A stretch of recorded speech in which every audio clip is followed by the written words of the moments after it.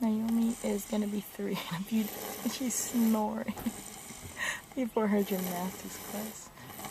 No nap right there. She has to take a nap before her gymnastics. She got chocolate in her mouth and the monkey that Lola gave her today. Snoring like a big girl.